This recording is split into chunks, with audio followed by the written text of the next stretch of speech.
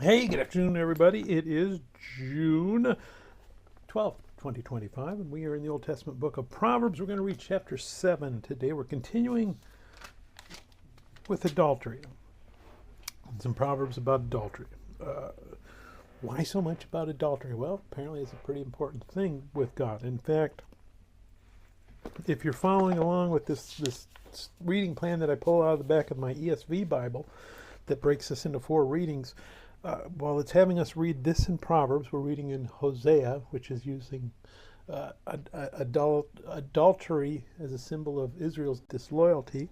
What else are we reading over there? We're reading from the Pentateuch section, which is reading Deuteronomy. We're in the commandments, and we're talking about the commandments of adultery.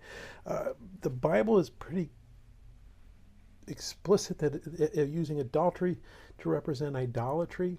That if we're making an idol and replacing God, that's the same thing that we're doing with adultery here. We're finding somebody and replacing our spouse with that person and giving that person the things that our spouse should have. Just like in idolatry, we're making a symbol or an idol, and we're giving it our worship instead of God. So adultery is a big deal, and it's kind of the root of sin.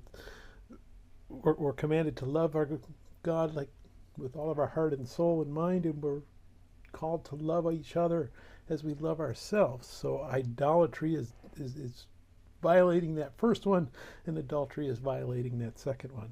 So really important stuff. And all of these little proverbs, we're going to see those ideas show up over and over again because it's very important. And it's that idea of, hey, you know what, as I'm starting to slip away, if I'm paying attention, I'm going to see these little things. And hopefully it calls to mind one of these proverbs, which reminds me, oh, I'm starting to fall down this path, and get us back onto the right path. Let's go ahead. We're going to read Proverbs chapter 7. My son, keep my words and treasure my commands within you. Keep my commands and live, and my law is the apple of your eye.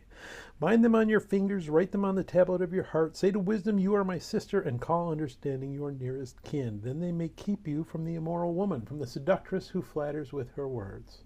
For at the window of my house I looked through my lattice, and saw among the simple, I perceived among the youths a young man devoid of understanding, passing along the street near her corner. And he took the path to her house, in the twilight, in the evening, in the black and dark night. And there a woman met him, with the attire of a harlot and a crafty heart. She was loud and rebellious. Her feet would not stay at home. At times she was outside, at times in the open square, lurking at every corner.